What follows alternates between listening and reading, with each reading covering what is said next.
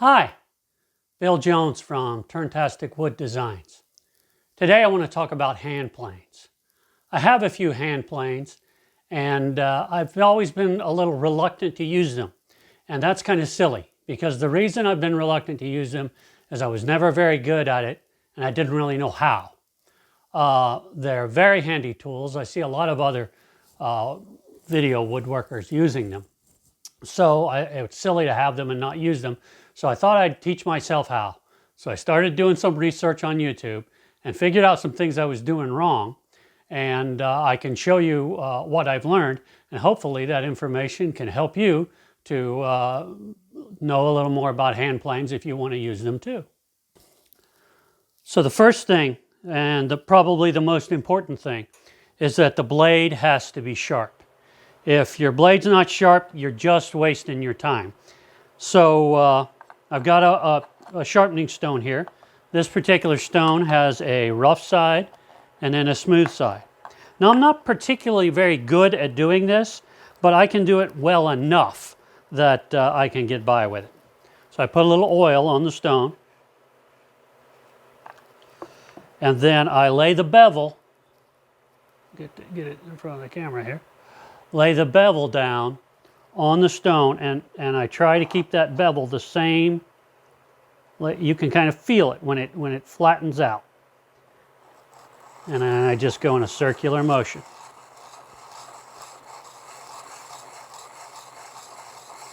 Sharpening that. Once you've got the beveled side done, you take the flat side, lay it down flat, and there'll be a burr on the back of that, and you just run it over there just a couple of times, and that should do it. I'm going to go ahead and do it again on the fine side.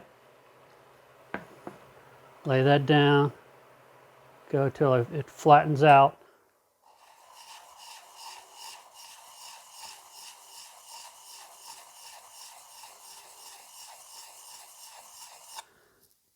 And take the burr off the back.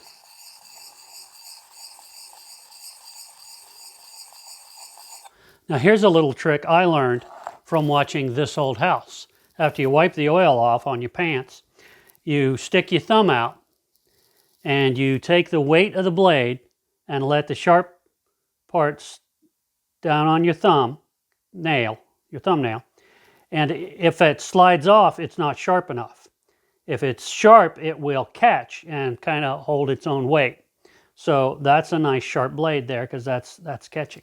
And it's not perfect, but it's sharp enough to do what I need to do. Now, this particular one that I was working with is a block plane. All right, there are several different kinds of planes. Block planes are handy to have because they can be operated with one hand and they work okay with ingrate. They usually have a low angle, and this particular one was very, very cheap. And as a result, it has no real adjustments to it at all. So the blade just rides down in there.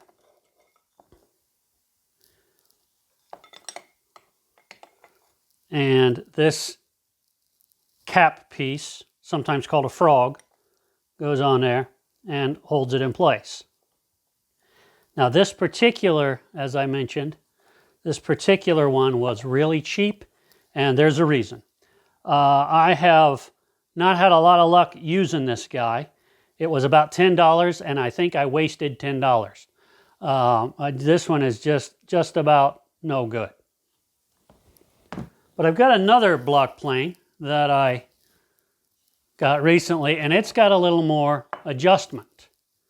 Now on this one, you'll see some more of the features that you see in a scrub plane, which we'll get to in a minute.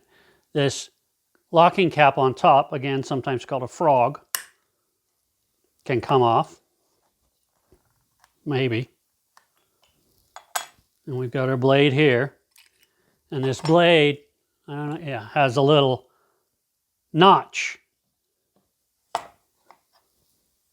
And the hole in the blade goes in that little notch. And that lets this knob here adjust the height of the blade. And then these little things here let me adjust the left-right of the blade, if I got it in there. So everything's nice and parallel. I'll try and get this put back together.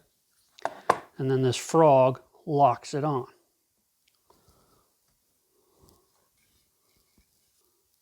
All right. Now this plane I picked up at a yard sale. It's an old Stanley, and it's an interesting one. It's got a nice handle on it, and it's what's called a rabbit plane. And the reason that it's different is the blade goes all the way across so that you can get up in corners, and that's really handy. There we go. The last kind of plane that I have is called a scrub plane or a jack plane. I'm not sure which is the correct one. I've heard both used for this kind of plane. You see this a lot. This is a relatively inexpensive one that you could pick up at the big box stores. And it's got the similar adjustments, like it's got a frog. But here's what I learned recently that I had been doing wrong for a very long time. And that's how it goes together. I remember being taught in high school that, if I can get it up, after you sharpen the blade, you take this, which is called the chip breaker, and you put it on like this, just above the bevel where you sharpened. And that is not right. That is not the way to use a jack plane. It actually goes on the other side, and the blade actually goes in with the bevel side down, which is not what I was taught. So you take your chip breaker and you set it about 1/16 of an inch from the edge of the blade there, on the back side of the blade. And you screw that down. That's how you put it together. And that makes all the difference in the world as to how this thing performs. And if you didn't know that like me, this information I hope is very helpful to you. You get that on there, and then you set it in and adjust your plane. And like I said, it makes all the difference in the world as to how it performs.